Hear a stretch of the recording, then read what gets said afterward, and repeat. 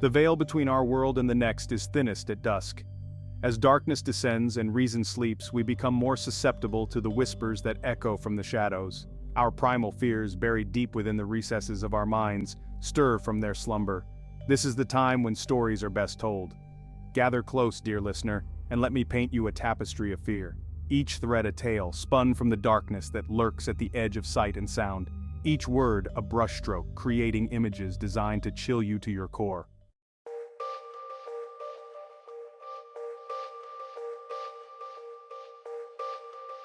Our journey begins in the quiet corners of the world, where normalcy masks a simmering dread. Places where the line between reality and nightmare blurs, and the mundane transforms into the macabre. Places that seem familiar yet hold a subtle wrongness, a disquiet that seeps into your bones. Imagine a sleepy village nestled amidst rolling hills, a picture of idyllic charm. The houses, old and weathered, huddled together as if seeking comfort from the encroaching darkness. Smoke curls lazily from chimneys, carrying with it the aroma of wood smoke and freshly baked bread. But beneath this veneer of peace, a current of unease ripples through the community. Whispers travel on the wind, stories exchanged in hushed tones under the cloak of night. Strange occurrences plague the villagers, their once peaceful lives now tainted by an insidious fear. Are these merely the ramblings of superstitious minds, or is there something more sinister at play? Come, let us delve deeper into the heart of these unsettling events, and uncover the truth that hides within their shadows. Prepare yourself, dear listener, for the whispers are calling, and the darkness is listening.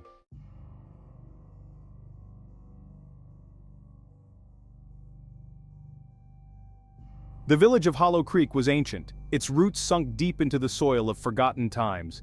Generations had lived and died within its borders, their stories woven into the very fabric of the place. It was a place where time seemed to move slower, where the rhythms of nature dictated the pace of life. But now, a darkness had seeped into Hollow Creek, a darkness that whispered on the wind. It began subtly, almost imperceptibly. A murmur here, a rustle there, easily dismissed as the wind playing tricks in the eaves. But then, the whispers grew louder, more insistent, like unseen voices trying to make themselves heard. They snaked through the empty streets at night, slithered under doorways, and wormed their way into the dreams of the villagers. Old Martha, who lived alone at the edge of the woods, was the first to speak of it. She claimed to hear the whispers in the dead of night, swirling around her cottage like restless spirits. At first, the villagers dismissed her claims as an old woman's fancies, the product of a lonely mind, but then others began to hear them too.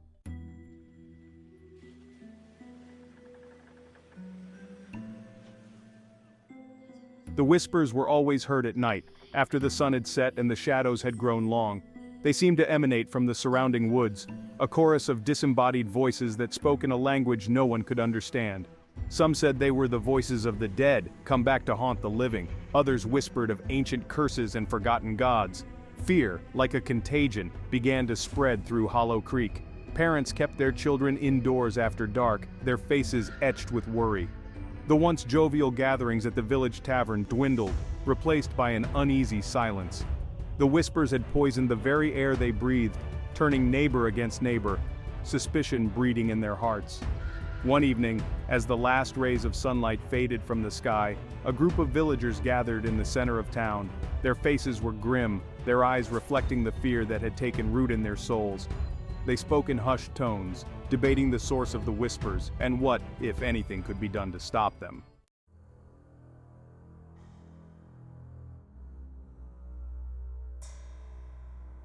As the villagers argued amongst themselves, a stranger rode into Hollow Creek.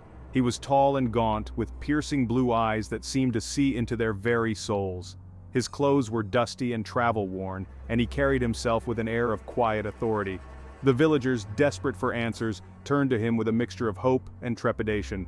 The stranger listened patiently as they recounted their experiences, his face betraying no emotion. When they were finished, he dismounted his horse and addressed them in a low, gravelly voice.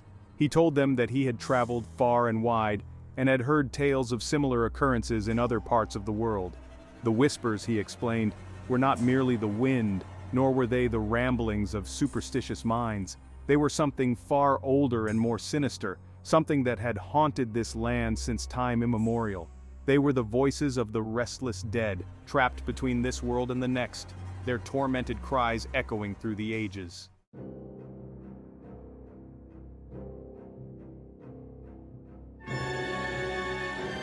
The villagers listened, captivated by the stranger's words. He spoke of an ancient tragedy that had befallen Hollow Creek centuries ago, a darkness that had stained the land and given rise to the whispers. According to legend, a group of villagers had turned against one of their own, a woman accused of witchcraft. Consumed by fear and paranoia, they had condemned her to a gruesome fate, burning her alive at the stake on the outskirts of the village.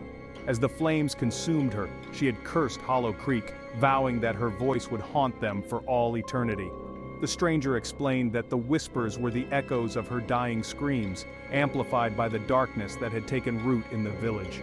They were a reminder of the terrible deed that had been committed, a stain on the soul of Hollow Creek that could never be fully erased.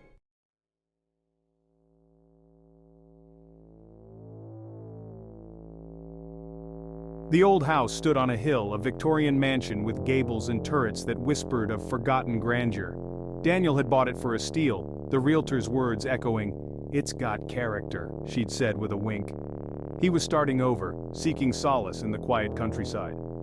The first days were spent unpacking boxes, reminders of a life he was rebuilding. As the sun set, the silence grew heavier, as if the house held its breath. It started with a creak on the stairs, footsteps in the hallway above. The sounds persisted, growing bolder each night.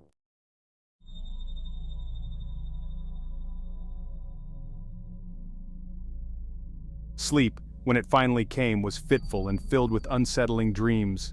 He'd wake with a start, his heart pounding in his chest, the echo of footsteps still ringing in his ears. One night, he worked up the courage to open his bedroom door, peering into the darkness of the hallway. There was nothing there. Days turned into weeks, and the footsteps became a nightly ritual, a constant reminder that he was not alone in the house. He started talking to himself, filling the silence with his own voice, a desperate attempt to maintain a grip on his sanity. He told himself it was just the house, old and groaning under the weight of its years. But deep down, a seed of doubt had been planted. He found himself avoiding certain rooms, particularly the attic, which remained locked and untouched since his arrival. The realtor had called it a treasure trove of memories, but Daniel felt a cold, unsettling presence emanating from behind the sealed door.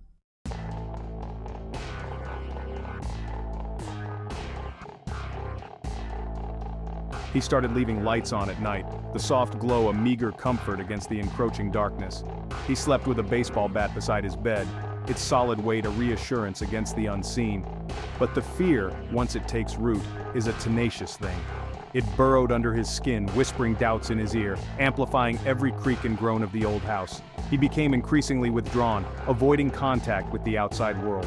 He stopped answering calls from his friends, his voice hoarse and unfamiliar when he finally did. He would spend hours staring out of the window, his reflection staring back at him, a stranger with haunted eyes in a house that was slowly consuming him. One night, he woke to the sound of something heavy being dragged across the attic floor. The sound was unmistakable, slow, deliberate, and terrifyingly close. He lay frozen in bed, his breath caught in his throat, listening as the sound continued for what felt like an eternity.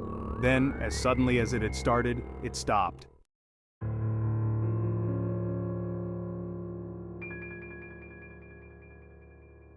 Driven by a desperate need for answers, he decided to consult the town's library, a treasure trove of local history. He spent hours poring over dusty tomes and faded photographs, searching for any mention of the house or its previous occupants. The librarian, a kindly old woman with a knowing smile, led him to the local history section, her finger tracing the spines of the books. He discovered that the house had once belonged to a prominent judge, a stern and solitary man known for his harsh sentences and unforgiving nature. The judge had died under mysterious circumstances, his body found at the bottom of the main staircase, his neck broken in a fall. Local rumors whispered of foul play, of a vengeful spirit seeking retribution for the judge's ruthlessness. Daniel read about the judge's wife, who had mysteriously disappeared years earlier, her fate never determined. The townspeople had whispered that she haunted the house, her cries for justice echoing through the halls.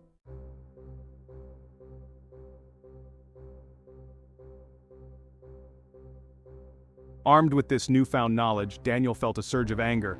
a sense of purpose that momentarily eclipsed his fear. He returned to the house, his footsteps firm and resolute as he climbed the stairs to the attic door. With trembling hands he unlocked the padlock, the rusty hinges groaning in protest. The attic was dark and dusty, cobwebs clinging to every surface. The air was heavy with the smell of decay and the musty scent of forgotten things. As his eyes adjusted to the gloom, he made out the outline of a figure standing in the far corner, its back to him. "Who are you?" Daniel's voice echoed in the stillness, surprisingly strong and steady. The figure turned slowly, revealing the face of a woman, her eyes filled with a sorrow so profound it took his breath away. It was the judge's wife, her spectral form shimmering in the dim light. She reached out a hand, her touch icy cold against his skin. He didn't recoil, didn't pull away. In that moment he understood. She wasn't there to harm him, but to seek his help. He vowed to clear her name, to bring the truth to light. The next morning, the police arrived. They found Daniel in the attic, clutching a dusty old diary. The diary revealed the judge's dark secret. The footsteps ceased that night. The house stood silent on the hill, bathed in the warm glow of the setting sun. Daniel moved out shortly after, leaving behind the ghosts of the past. The house remained empty, a silent sentinel overlooking the town.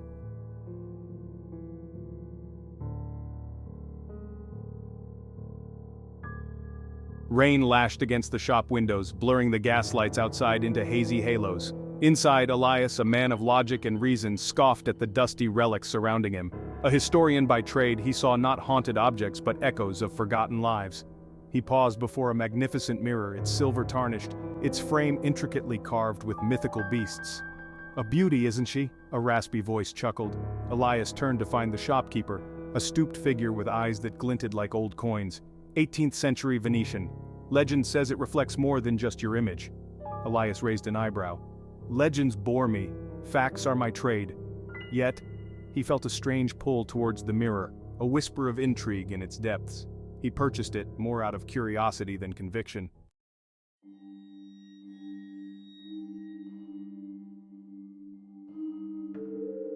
Section 2. First glimpse. He hung the mirror in his study, its presence both imposing and captivating. Late one night, hunched over his research, he caught a flicker in the glass. A fleeting image, like a trick of the candlelight. A woman in a flowing gown, her face obscured by shadow. He dismissed it, attributing the apparition to fatigue and flickering shadows. Days turned into weeks. The mirror became a fixture in his life, its presence oddly comforting. He'd often catch himself staring into its depths, searching for that fleeting glimpse again. He told himself it was simply the allure of the antique, the craftsmanship of a bygone era. One stormy evening, as lightning split the sky, he saw her again, this time clearer, more defined, the woman in the mirror. She stood behind him, her reflection superimposed over his own, her eyes filled with an unfathomable sadness.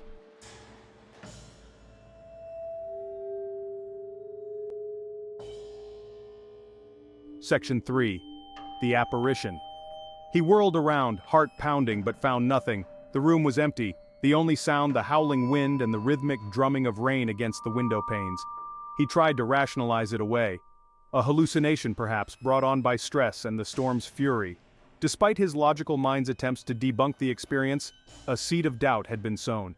He began paying closer attention to the mirror, observing it at different times of day, under varying light conditions. He even attempted to recreate the conditions of his first encounter, lighting candles, waiting for a stormy night. It was during one of these self-conducted experiments that he saw her again. This time, there was no mistaking it. The woman in the mirror moved, her reflection independent of his own. She lifted a translucent hand, reaching towards him, her lips moving in a silent plea.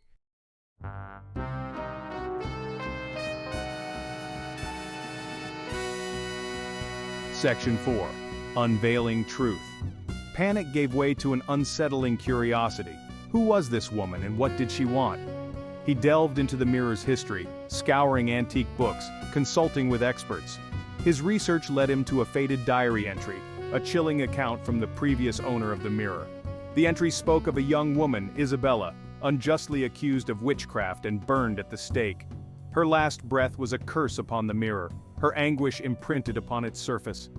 It was said that her spirit remained trapped within, seeking someone to hear her story, to clear her name. Elias, a man of science and reason, found himself battling with a truth he couldn't explain. The woman in the mirror was real, her torment palpable, her despair a tangible presence in his study.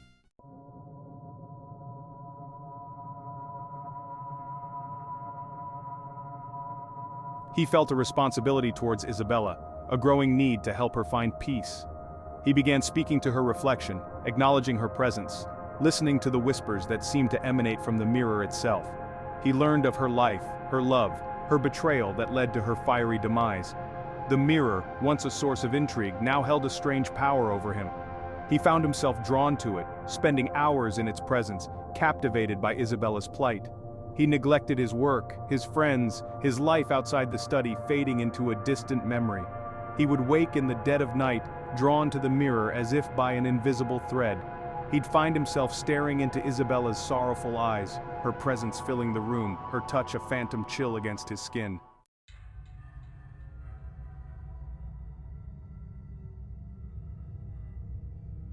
One night he woke to find himself standing before the mirror, his reflection gone, replaced by Isabella's. He reached out to touch the surface, a cold, tingling sensation enveloping him. The room around him dissolved, replaced by a scene from another time.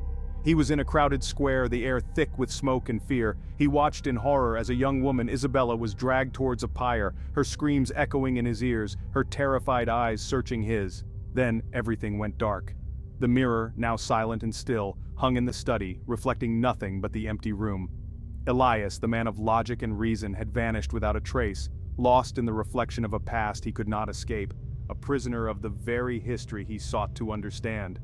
The mirror, they say, still holds him captive, a chilling reminder that some truths are best left undisturbed, some reflections best left unseen.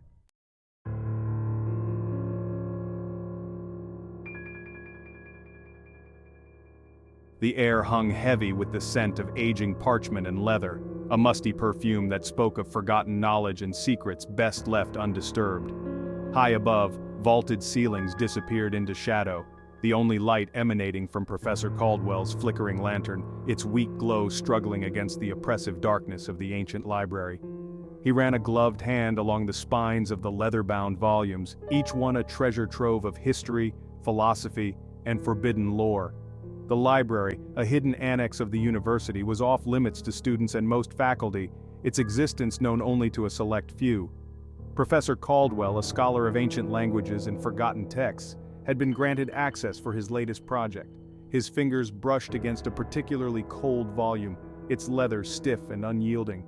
It was tucked away on the highest shelf, almost hidden from view.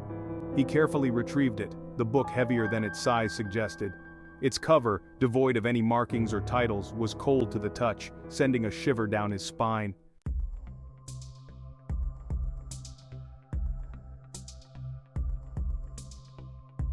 Section 2. The manuscript. The manuscript, bound in what appeared to be human skin, lay open before him, the parchment brittle with age. The language was unfamiliar, a swirling script of archaic symbols and glyphs that defied immediate translation.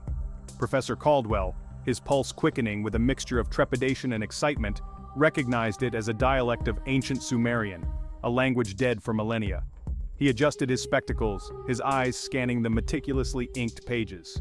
The text, as he began to decipher it, spoke of a being of immense power and malevolence, a creature from before time known as the Devourer of Minds. It described rituals and incantations, warnings and prophecies centered around the creature's insatiable hunger for human consciousness. The professor, a man of science and logic, felt a tremor of unease. He dismissed it as the late hour and the oppressive atmosphere of the library, yet he couldn't shake the feeling that he was treading on dangerous ground, unraveling a mystery that was better left buried.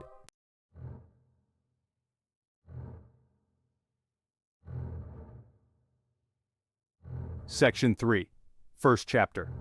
He spent the next few days and nights consumed by the manuscript, painstakingly translating its contents. The further he delved, the more disturbed he became.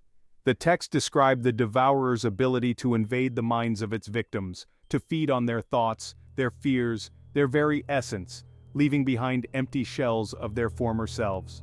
He read of a cult that once worshipped the creature, offering sacrifices to appease its hunger and gain a fraction of its power. The manuscript contained detailed descriptions of the rituals, the chants, the gruesome offerings made in the dead of night. Professor Caldwell, his sleep now plagued by unsettling dreams, found himself drawn deeper into the mystery. He became increasingly reclusive, neglecting his lectures and his students, his obsession with the manuscript consuming his every waking thought. His colleagues, concerned by his erratic behavior, attributed it to exhaustion or perhaps a particularly challenging research project. They had no idea of the darkness he had unearthed.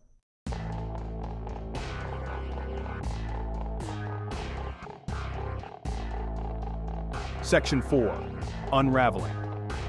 The lines between reality and the world described in the manuscript began to blur. He started hearing whispers in the dead of night, his name spoken in a language not meant for human ears. Shadows seemed to move at the edge of his vision, and he caught fleeting glimpses of something ancient and malevolent lurking just beyond his perception.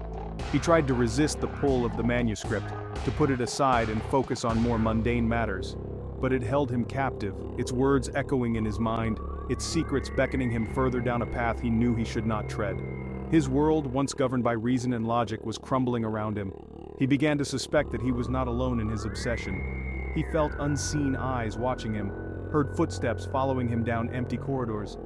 He started seeing strange symbols etched into the dust on his bookshelf, symbols he recognized from the manuscript, symbols of power and subjugation.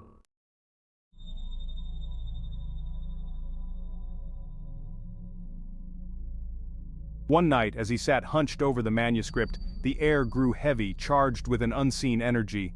The symbols on the page seemed to writhe and pulsate, their forms twisting into grotesque shapes that defied comprehension. The room grew cold, the air thick and oppressive, making it difficult to breathe. Then, from the depths of the manuscript, a voice boomed, its tone ancient and filled with an alien hunger. It spoke his name, not in his native tongue, but in the archaic Sumerian dialect of the manuscript, its pronunciation perfect, chillingly precise. The voice commanded him to continue reading, to finish the translation, to become a vessel for its return. Terror, raw and primal, gripped him. He tried to pull away, to resist the summons, but an unseen force held him fast. His hands, as if possessed by a will of their own, continued to trace the lines of text, his voice, a dry rasp, echoing the words of power, the incantations that would open the door.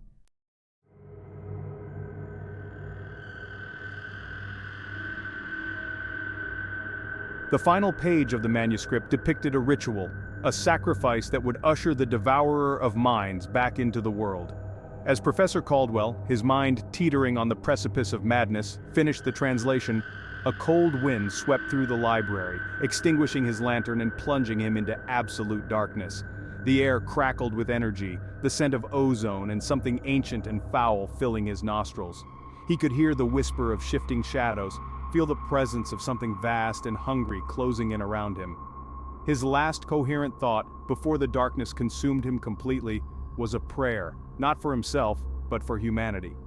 The next morning, the library was found in disarray, books scattered across the floor, furniture overturned. Professor Caldwell was gone, vanished without a trace, his fate unknown.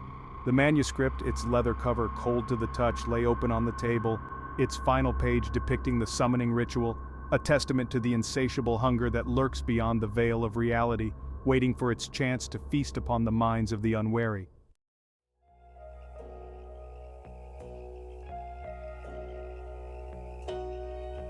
The fire crackled softly, casting flickering shadows on the walls around me. Each flicker seemed to dance in time with the beating of my heart, a steady rhythm that echoed the unsettling tales I had shared. The silence in the room, a stark contrast to the vivid imagery I had woven, was almost as unnerving as the stories themselves.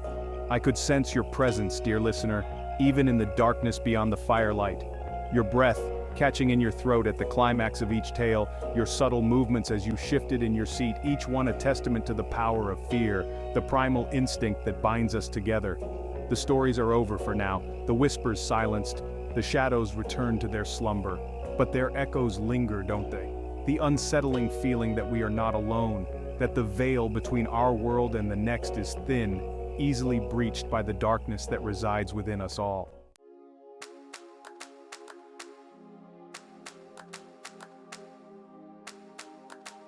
Each tale, a thread spun from the fabric of our deepest fears.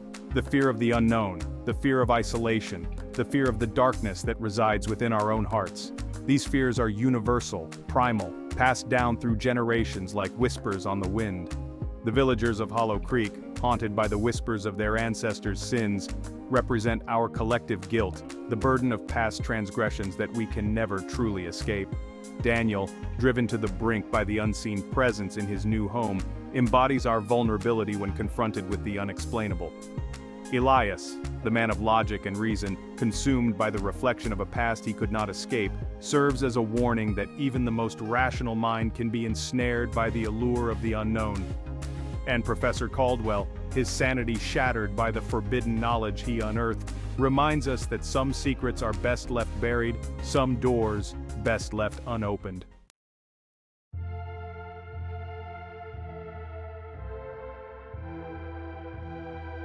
The true horror lies not in the darkness outside, but in the darkness within.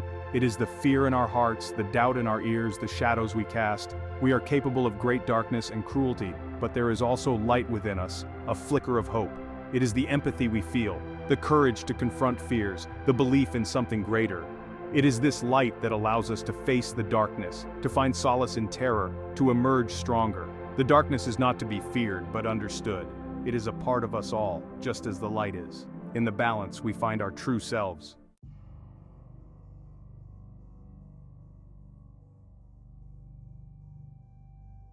I will leave you now, dear listener, with a question that should linger in your thoughts long after the embers of this fire have died down.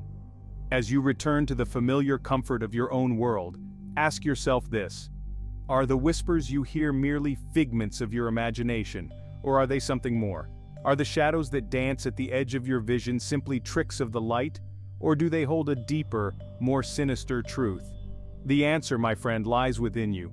But be warned, once you start listening to the whispers, once you start seeing the shadows for what they truly are, you can never unhear, never unsee. The darkness once embraced is not easily dismissed.